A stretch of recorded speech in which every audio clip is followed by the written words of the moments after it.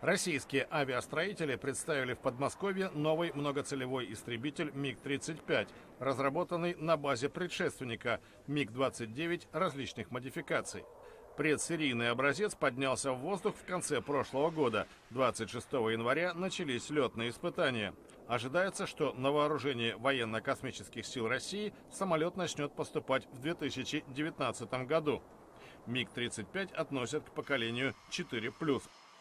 По словам вице-премьера российского правительства Дмитрия Рогозина, производство этих машин целесообразно с экономической точки зрения. Они реально сегодня по соотношению цена и качество им равных в мире нет. Можно, конечно, создать и самолет и гордиться, что он пятого поколения, но он будет стоить столько, сколько весь авиационный флот другой страны. Поэтому вот за этими самолетами будущее. Хотя, еще раз говорю, и работа по пятому поколению у нас идет уже в рамках государственных испытаний. ВКС России планирует закупить 170 самолетов этого типа, но не сразу, а несколькими партиями.